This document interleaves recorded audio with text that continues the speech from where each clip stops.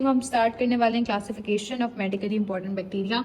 Bacteria का वैसे normal हमें जो अपने प्रीवियस नॉलेज से जो उसका एक याद है कि उसमें एक कैप्सूल होता था, एक सेल वॉल होता था, प्लाज्मा मेम्ब्रेन होता है, प्लाज्मिड होता है, उसके पास न्यूक्लियस नहीं होता है, न्यूक्लियोइड मटेरियल होता है, ठीक है। और उसके अलावा हमारे पास फ्लैजिलम हो सकता है, पिलाय वगैरह हो सकता है। ये हमें एक रैंडम स्ट्रक्चर उसका याद होगा, ठीक है।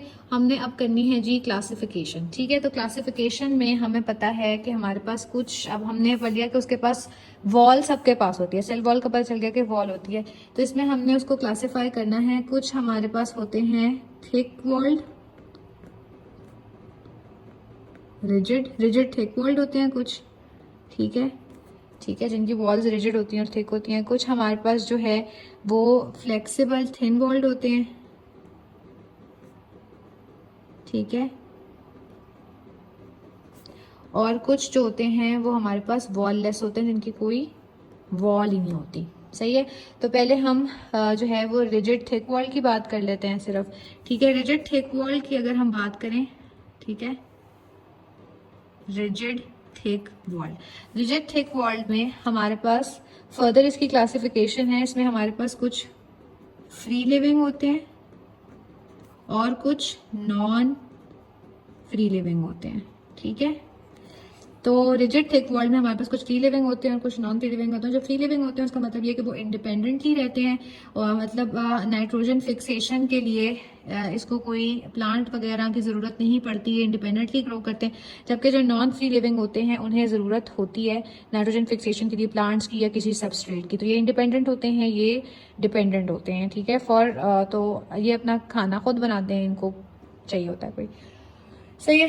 तो फ्री लिविंग के अंदर हमारे पास फिर फर्दर आ जाता है ग्राम पॉजिटिव, ग्राम नेगेटिव और एसिड फास्ट, ठीक है। और नॉन फ्री लिविंग में हमारे पास आ जाता है chlamydia plus rickettsia, I guess, हाँ, ठीक है। स्पेलिंग थोड़े बहुत दर हो जाएंगे। उसके बाद हमारे पास अब हमने जो क्लासिफाई करना है, मेन जो इम्पोर्टेंट है, हम अब फ्री लिविंग वालों में से हम पहले ग्राम पॉजिटिव की क्लासिफिकेशन देख लेंगे, फिर ग्राम नेगेटिव की क्लासिफिकेशन देख लेंगे, ठीक है। तो हमारे पास जो होता है ग्राम पॉजिटिव बैक्टीरिया, ग्राम पॉजिटिव बैक्टीरिया के अंदर हमारे पास फर्दर क्लासिफिकेशन है कि वो कुकाए है यानी कि स्फेरिकल शेप है, या हमारे पास वो बेसिलाए है यानी कि रॉड है, ठीक है। कोकाए में फर्दर हमारे पास आ जाता है स्टेफलोकोकाई और स्ट्रेप्टोकोकाई, ठीक है। स्टेफलोकोकाई वो होते हैं जो कि क्लम्प की फॉर्म में होते हैं, स्ट्रेप्टोकोकाई वो होते हैं जिनकी चेन्स बनी होती हैं, ठीक है। तो मैं यहाँ पे चेन बना देती हूँ और क्लम्प सा बना देती हूँ स्टेफलोकोकाई के अंदर, ठीक है। और ये हमारे पास रॉड्स होते हैं, ठीक है। पहले हम कोकाई की फर्दर क्लासिफिकेशन कर लेते हैं। फर्दर क्लासिफिकेशन से पहले आपको ये हमारे पास एक टेस्ट होता है जो हम स्टेफलोकोकाई और स्ट्रेप्टोकोकाई को डिफरेंशिएट करने के लिए यूज़ करते हैं। तो स्टेफलोकोकाई और स्ट्रेप्टोकोकाई को डिफरेंशिएट करने के लिए जो टेस्ट हम यूज़ करते हैं उसका नाम है कैटालेज टेस्ट, ठीक है। तो हम इसके बारे में थोड़ा सा देख लेते हैं। तो कैटालेज टेस्ट जो है वो स्टेफलोकोकस के लिए आता है पॉजिटिव और स्ट्रेप्टोकोकस के लिए आता है नेगेटिव, ठीक है। तो बेसिकली क्या होता है, कैटालेज एक एंजाइम है, ठीक है। कैटालेज एक एंजाइम है, आपको याद होगा कि ये हमारे पास हाइड्रोजन पर ऑक्साइड को ब्रेक डाउन करता है और ऑक्सीजन के बबल्स को रिलीज करता है। तो अगर ऑक्सीजन के बबल्स नजर आएंगे, जैसे कि यहाँ आ रहे हैं, जैसे कि प्रॉपर फोम लाइक आपको बबल्स नजर आएंगे, सिर्फ वीक वीक से नहीं नजर आएंगे, तो वो कैटालेज पॉजिटिव होगा। तो catalase positive is for staph aureus, sorry staphylococci जो भी जितने भी हैं, और स्ट्रेप्टोकोकस के लिए नेगेटिव है, कोई बबल्स नहीं आएंगे। स्ट्रेप्टोकोकस के लिए और स्टेफलोकोकस के लिए आएंगे, ठीक है। अब हमारे पास जो स्टेफलोकोकाई है ना, इसको हम ना, क्योंकि स्टेफलोकोकाई में फर्दर इसकी फैमिलीज थोड़ी सी डिफरेंस है, जिनको डिफरेंशिएट करने के लिए हम एक टेस्ट का यूज करते हैं जिसको हम कहते हैं कोआगुलेज टेस्ट, ठीक है। तो मैं यहाँ पे आपको कोआगुलेज टेस्ट दिखा देती हूँ।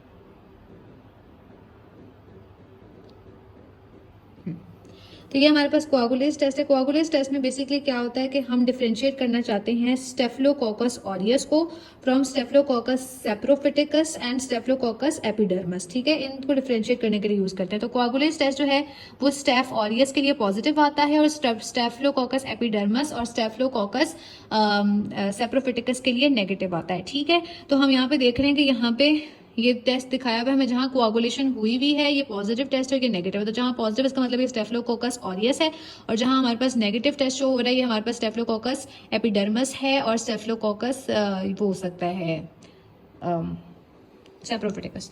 ठीक है, तो इसमें हम फर्दर आगे चल जाएंगे। इसका आपको क्या पता होना चाहिए, कोआगुलेस टेस्ट क्या होता है कि बेसिकली कोआगुलेस एक एंजाइम है। ठीक है, वो क्या करता है कि वो फिब्रिनोजेन को जो है ना वो फिब्रिन में कन्वर्ट कर देता है। ठीक है, कोआगुलेस जो है ये हमारे पास फिब्रिनोजेन को फिब्रिन में कन्वर्ट कर देता है। ठीक है, तो कोआगुलेस टेस्ट जिसके लिए पॉजिटिव आएगा इसका मतलब ये है कि उसमें वो कोआगुलेशन शो करेगा, जो भी बैक्टीरिया होगा वो कोआगुलेशन शो करेगा, उसमें कोआगुलेज मौजूद होगा, तो जिसकी वजह से वो पॉजिटिव टेस्ट आ रहा होगा। तो हमने यहाँ पे पढ़ा कि वो स्टेफ ऑरियस के लिए पॉजिटिव आएगा, और स्टेफ ऑरियस के लिए पॉजिटिव आएगा, और स्टेफिलोकोकस एपिडर्मिस के लिए नेगेटिव आएगा, और स्टेफिलोकोकस सैप्रोफिटिकस के लिए नेगेटिव आएगा। ठीक है, इतनी बात समझ में आ गई। उसके बाद हमारे पास जो है, अभी तक हमने यही बोला कि ग्राम पॉजिटिव में कोकाई में स्टेफिलोकोकस होते हैं, स्ट्रेप्टोकोकस होते हैं। अभी हम स्टेफिलोकोकस की ही बात करें कि स्टेफिलोकोकस में फर्दर इनको डिवीजन करने के लिए कोआगुलेस टेस्ट का इस्तेमाल करते हैं। कोआगुलेस टेस्ट में हमारे पास जो है वो कोआगुलेज टेस्ट में हमारे पास कुछ जो ऑर्गेनिजम्स होते हैं वो कोआगुलेज प्रोड्यूस करते हैं, जो कि फिब्रिनोजन को फिब्रिन में कन्वर्ट करते हैं, वो क्लॉटिंग की तरह शो होता है। तो जो ऑर्गेनिज्म इसके लिए पॉजिटिव है वो स्टेफिलोकोकस ऑरियस है, और जो नेगेटिव है वो स्टेफिलोकोकस एपिडर्मस और सैप्रोफिटिकस। तो कोआगुलेज टेस्ट हम क्यों करते हैं, तो differential between staph aureus and staph epidermidis and staph saprophyticus. ठीक है, अच्छा फर्दर ये है कि मेरे ख्याल से इतना इसके बारे में इतना काफ़ी है, इसमें ज़्यादा डिटेल में नहीं आगे जाते। फिर हमारे पास आता है स्ट्रेप्टोकोकस। अब स्ट्रेप्टोकोकस को भी हम फर्दर जो है क्लासिफाई करते हैं। कुछ हमारे पास अल्फा हेमोलिसिस शो करते हैं स्ट्रेप्टोकोकस, और कुछ हमारे पास जो है वो बीटा हेमोलिसिस शो करते हैं।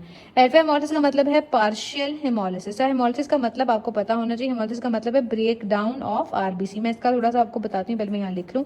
अल्फा हेमोलिसिस का मतलब है पार्शियल हेमोलिसिस, और बीटा हेमोलिसिस का मतलब है कंप्लीट हेमोलिसिस। कुछ फैमिलीज होती है ना जिनको बेटे पसंद होते हैं, तो वो जब तक उनकी फैमिली में बेटे नहीं पैदा होते तब तक वो बार बार प्रेग्नेंट हुए जाते हैं ताकि हमें बेटा नसीब हो। तब जैसे ही बेटा होता है दे फील कंप्लीट। तो उससे याद रखना है कि बीटा हेमोलिसिस जो है वो कंप्लीट हेमोलिसिस करवाता है, और अल्फा हेमोलिसिस जो है वो पार्शियल हेमोलिसिस करवाता है। ठीक है, अब मैं इसका मतलब क्या है ये थोड़ा सा समझाने के लिए मैंने यहाँ पे ये निकाला था। अच्छा, ब्लड एगर हमारे पास एक न्यूट्रिएंट रिच मीडियम, मैं इसी को समझा रही हूँ कि ये हेमोलिसिस क्या है। ब्लड एगर हमारे पास एक ऐसा न्यूट्रिएंट मीडियम होता है जो कि हम कुछ स्पेसिफिक बैक्टीरिया को ग्रो करने के लिए हम ये एनरिच्ड मीडियम यूज करते हैं। एनरिच्ड मीडियम होता है स्पेसिफिक उन बैक्टीरिया के लिए जो कि जिनकी स्पेशल डिमांड्स होती हैं, जो कि नॉर्मली किसी आम जो है मीडियम पे ग्रो नहीं करते। तो उसके उन बैक्टीरिया को हम कहते हैं फास्टीडियस बैक्टीरिया। तो फास्टीडियस बैक्टीरिया वो हैं जिनके लिए एक स्पेसिफिक स्पेशल डिमांड टाइप का हमें एनरिच्ड मीडियम बनाना पड़ता है। तो ब्लड एगर वो एनरिच्ड मीडियम है जिसपे ये फास्टीडियस बैक्टीरिया वगैरह ग्रो करेंगे। इनकी एग्जाम्पल में आपके पास हेमोफिलस इन्फ्लुएंजी है, स्ट्रेप्टोकोकस निमोनी है, और नाइजीरिया है। ठीक है, जो कि ब्लड एगर पे ग्रो करते हैं। ठीक है, अब ब्लड एगर में हमारे पास ऑब्वियसली ये सारे उसके कंपोजिशन है। This is not very important to learn, लेकिन मैंने बस थोड़े ब्लड एगर की थोड़े से बैकग्राउंड इन्फॉर्मेशन देनी थी। अब इस ब्लड एगर पे हम लोग अब इस ब्लड एगर पे हम ये टेस्ट करते हैं, या तो इस पे ये कि स्ट्रेप्टोकोकस जो है वो इस ब्लड एगर पे अल्फा हेमोलिसिस शो करती है या बीटा, यानी कि कंप्लीट हेमोलिसिस शो करती है या पार्शियल। इसका मतलब ये है कि जब ब्लड एगर हमारे पास एक है ना, जब हम उसमें से स्ट्रेप्टोकोकस की हम एक टाइप का अगर कॉलोनी हम उस पर ग्रो करवाते हैं तो उसके इर्द गिर्द उस ब्लड एगर में रेड ब्लड सेल की ब्रेकडाउन शुरू हो जाएगी, इनकी हेमोलिसिस शुरू हो जाएगी। तो बीटा हेमोलिसिस में जो है वो कंप्लीट हेमोलिसिस शो करते हैं, और अल्फा हेमोलिसिस में जो है वो पार्शियल, या इसको हम ग्रीन हेमोलिसिस भी कहते हैं। क्यों कहते हैं मैं भी बताती हूँ। ठीक है, तो हियर वी हैव, अब आपके पास दूसरा आपका टेस्ट आ जाएगा। अब हमारे पास यहाँ पे आ गया, हाँ ये शो हुआ है। अब ये देखो कि ये ब्लड एगर नॉर्मली आपका किस तरह का था, ये रेड कलर का था, प्रॉपर ये रेड कलर का था। ठीक है, हमने जब इस पे स्ट्रेप्टोकोकस की कुछ कॉलोनीज ग्रो करवाई तो उसमें या तो बीटा हेमोलिसिस शो होती है या अल्फा हेमोलिसिस, यानी कि जहां जहां आपकी वो कॉलोनी ग्रो की होगी वहां वहां यहाँ पे यानी कि जहां आपको ये सब क्लियर नजर आ रही है, ये येलो नहीं है, ये क्लियर है, यानी कि यहाँ से रेड ब्लड सेल की ब्रेक डाउन हो गई है। तो ये जहां जहां से आपको ये येलो नजर आ रहा है, यहाँ यहाँ बीटा कंप्लीट हेमोलिसिस हो गई है। आप देखेंगे बिल्कुल साफ कर दी, बिल्कुल चक कर दी, तो कंप्लीट हेमोलिसिस हुई थी यहाँ पे, तो इसको हम कहते हैं कि ये बीटा हेमोलिसिस है। यहाँ अगर आप देखें तो आपको लाइट ग्रीन सा कलर नजर आ रहा है, और इतनी अच्छी से सफाई नहीं हुई जितना बीटा हेमोलिसिस में, तो इसको हम कहते हैं पार्शियल और ग्रीन हेमोलिसिस है। ये अल्फा हेमोलिसिस को शो कर रहा है। ठीक है, जो बीटा हेमोलिसिस है वो बेसिकली क्यों होता है कि हमारे पास बीटा हेमोलिसिस अब कौन से स्ट्रेप्टोकोकस शो करते हैं? स्ट्रेप्टोकोकस पायोजीन्स जो हैं वो बीटा हेमोलिसिस शो करते हैं, और स्ट्रेप्टोकोकस विरिडेंस और स्ट्रेप्टोकोकस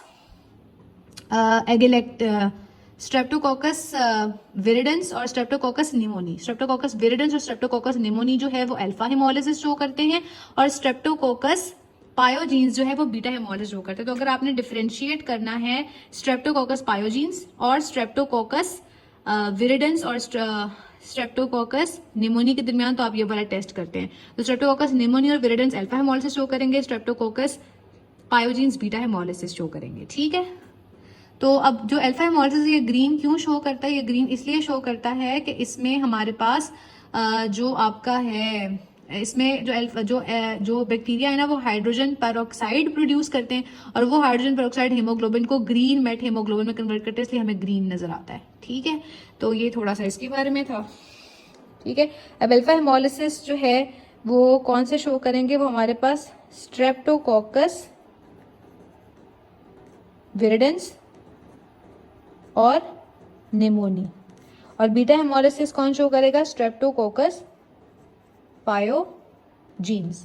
ठीक है, इतनी बात हमें समझ में आ गई है। ठीक है, अब हम बात करेंगे इसके बेसिलाई की, जगह खत्म हो गई, नेक्स्ट पेज पे चलते हैं। बात कर रहे हैं ग्राम पॉजिटिव रॉड्स की। अब ग्राम पॉजिटिव रॉड्स जो होते हैं, ठीक है, ग्राम पॉजिटिव रॉड्स जो होते हैं वो बेसिकली कौन से तरह के होते हैं? कुछ हमारे पास स्पोर फॉर्मिंग होते हैं और कुछ हमारे पास नॉन स्पोर फॉर्मिंग होते हैं।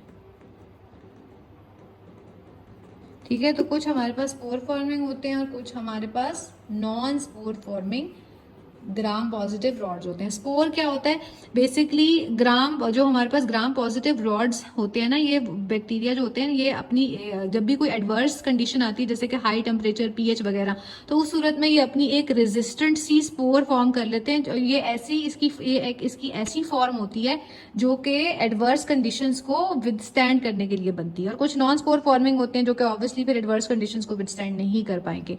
अब स्पोर फॉर्मिंग वो है जो कि एडवर्स कंडीशन को, हाई टेम्परेचर को, पीएच को विदस्टैंड कर सकता है। तो इसमें भी फर्दर टाइप्स हैं कि अब हम ये देखना चाहते हैं कि अच्छा चलो ये टेम्परेचर को और पीएच वगैरह को तो विदस्टैंड कर रहा है, मगर क्या ये ऑक्सीजन के बगैर रह सकता है? तो इसमें भी हमने फर्दर स्पोर फॉर्म में भी टाइप्स हैं। कुछ ऑक्सीजन के बगैर रह सकते हैं, सॉरी मेरी स्पेलिंग गलत हो गई, और कुछ ऑक्सीजन के बगैर नहीं रह सकते।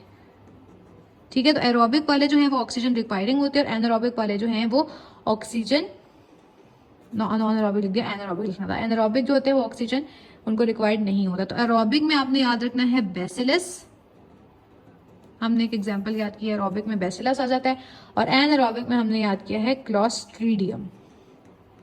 ठीक है, उसके बाद आपके पास आ जाता है नॉन स्पोर फॉर्मिंग।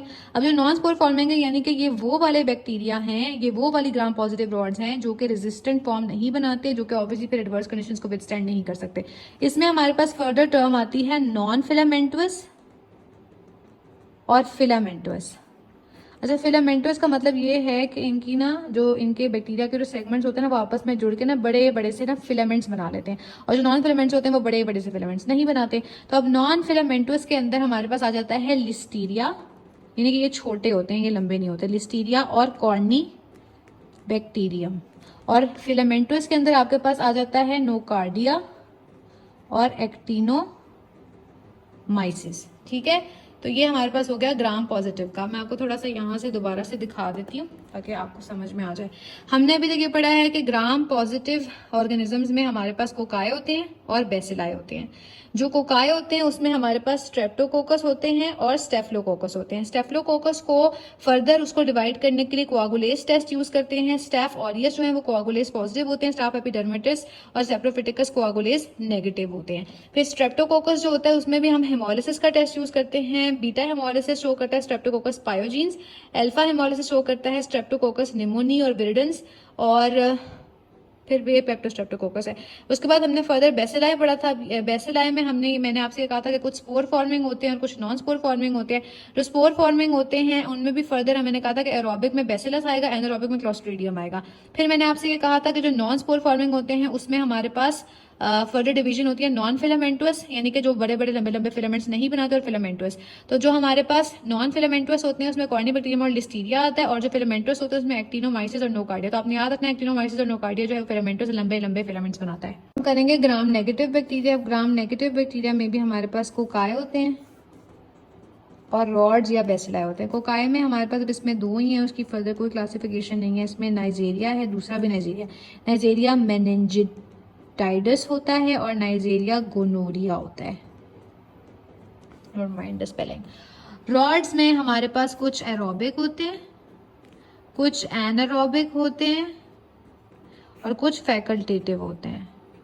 ठीक है, जो एरोबिक होते हैं इसमें हमारे पास सूडोमोनास की एग्जांपल आप याद रख सकते हैं। एनारोबिक में आपके पास बैक्टीरियोइड्स की एग्जांपल होती है, और फैकल्टेटिव में हमारे पास फर्दर आता है स्ट्रेट और कर्ली।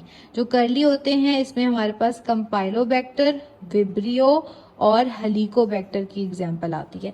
अब फर्दर हमने, क्योंकि रॉड्स और भी हैं, तो हमने रॉड्स को क्लासीफाई किया हुआ है। ठीक है, रॉड्स को हमने क्लासीफाई किया कि कौन से रेस्पिरेटरी सिस्टम को अफेक्ट करते हैं, कौन से एंटेरिक या जीआईटी को अफेक्ट करते हैं, कौन से नॉन एंटेरिक हैं जो कि जीआईटी के बाहर अफेक्ट करते हैं, और कौन से एनिमल सोर्सेज वाले हैं। तो पहले रेस्पिरेटरी से शुरू कर लेते हैं। तो आपके रेस्पिरेटरी सिस्टम को जो अफेक्ट करता है आपने इसे याद रखना है HBL, बैंक के बगैर तो सांसें नहीं चलती। तो हेमोफिलस आ जाएगा इसमें, साथ में इसमें आ जाएगा बॉर्डीटेला और लिजिनेला। ठीक है, ये आपके पास रेस्पिरेटरी आ जाएंगे। उसके बाद एंटेरिक में आपको पता ही है कि इस चीरिया आता है, यानी कि इकोलाई वाली जो चीज़ है, साल्मोनेला आ गया, शिगेला आ गया। ठीक है, साथ में आपका विब्रियो आ गया और कंपाइलोबैक्टर आ गया और ख़त्म हो गया। फिर उसके बाद आपके पास नॉन एंटेरिक में क्लेप्सियला आ जाएगा, प्रोटियस आ जाएगा। एनिमल सोर्सेस में आपके पास फर्दर जो है वो PFPY, आपने सुना होगा, नीडो वाला डब्बा आता है, इसमें PFPY की चेन होती है। तो इसमें आपके पास पेस्चुरेला आ जाएगा, और उसके अलावा आपके पास BF करना था, पेस्चुरेला आ जाएगा, फ्रेंसिएला आ जाएगा, ब्रुसेला आ जाएगा, यर्सीनिया आ जाएगा। ठीक है, और दैट्स इट। उसके बाद आपके पास आ जाएंगे flexible thin wall. Flexible thin wall में आपके पास आ जाता है ट्रिपोनिमा, बोरेलिया, लेप्टोस्पायरा। वॉललेस के अंदर आपके पास माइकोप्लाज्मा आ जाता है, ग्राम स्टेन। अच्छा, अब ये ग्राम स्टेनिंग इंपॉर्टेंट, हमने ये तो बता दिया कि कुछ ग्राम पॉजिटिव होते हैं और कुछ ग्राम नेगेटिव होते हैं, लेकिन अब ये ग्राम स्टेनिंग है क्या। तो अब ग्राम स्टेनिंग में बेसिकली हम क्या करते हैं कि हमारे पास जो बैक्टीरिया होते हैं ना, कोई भी बैक्टीरिया है, सबसे पहले हम उसकी अपना जो आपका जो माइक्रोस्कोप है उसकी स्लाइड के ऊपर हम उसकी फिक्सेशन करते हैं। फिक्सेशन का मतलब ये कि हम उस बैक्टीरिया को ऐसे स्लाइड के ऊपर चिपका देंगे कि हम उस पर पानी फेरें, हम उसको मिटाने की कोशिश करें तो वो स्लाइड के ऊपर ही रहे बैक्टीरिया। सबसे पहले हम जो भी बैक्टीरिया का हम देखना चाह रहे हैं उसकी हम स्लाइड के ऊपर फिक्सेशन करते हैं, इसे अच्छी तरह से चिपका देते हैं। तब ग्राम पॉजिटिव वाला भी आपको ऐसे व्हाइट क्लियर सा नजर आता है, और ग्राम नेगेटिव वाला भी ऐसा व्हाइट क्लियर सा नजर आता है। यानी कि आप उसको माइक्रोस्कोप में अगर रखेंगे भी तो आपको कुछ नजर नहीं आएगा, क्योंकि वो क्लियर है, उस पर कुछ स्टेनिंग ही नहीं हुई भी।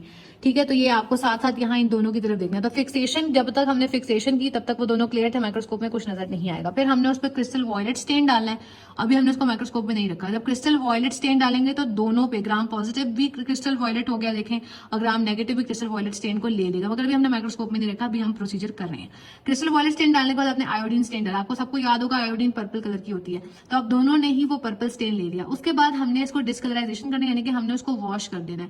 अब मैंने आपको पहले बताया था कि हमने क्योंकि फिक्सेशन की तो बैक्टीरिया स्लाइड के ऊपर से नहीं उतरेगा, सिर्फ स्टेन उतर सकता है। तो अब इसमें फर्क ये आ जाता है कि जो ग्राम पॉजिटिव वाला है उसको हमने जब उसको पानी से धोया है तो उसमें आयोडीन का स्टेन रहता है तो वो पर्पल ही रहता है, जबकि ग्राम नेगेटिव वाला जो होता है उसमें डिफरेंशिएशन पॉइंट ये है कि वो स्टेन कैरी नहीं कर पाता और पानी से वो उतर जाता है। फिर फर्दर हम सफरान का स्टेन डालते हैं तो ग्राम नेगेटिव वाला जो है वो सफरान का पिंक स्टेन ले लेता है, और जबकि ग्राम पॉजिटिव वाला क्योंकि ऑलरेडी आयोडीन का उसने स्टेन लिया हुआ था और डीकलराइजेशन पानी से भी उसकी नहीं हुई थी, इसलिए वो सफरान का नहीं लेता। तो इस तरह ग्राम पॉजिटिव वाले पर्पल अपीयर करते हैं और ग्राम नेगेटिव वाले जो है वो पिंक अपीयर करते हैं। अब हमने इसका स्ट्रक्चर देखना है। स्ट्रक्चर में हमारे पास जो एसेंशियल कंपोनेंट होता है, एसेंशियल कंपोनेंट आपको पता होना चाहिए, इसकी सेल वॉल इसके लिए बहुत एसेंशियल है, ठीक है। सेल वॉल के अंदर पेप्टिडोग्लाइकन होते हैं, आउटर मेम्ब्रेन होता है ग्राम नेगेटिव के अंदर, ग्राम पॉजिटिव के अंदर साइटोप्लाज्मिक मेम्ब्रेन होता है, राइबोसोम, न्यूक्लियोसॉइड, मीसोसोम, ये सारे एसेंशियल है। कैप्सूल और ये सारी चीजें, फिम्ब्राई, फ्लैजेलम, ये नॉन एसेंशियल है, ठीक है। अब हमने देखना है इनके डिफरेंसेस क्या हैं। तो ग्राम पॉजिटिव में आपके पास एक मेजर चीज होती है सरफेस एंटीजन टिकोइक एसिड, ठीक है।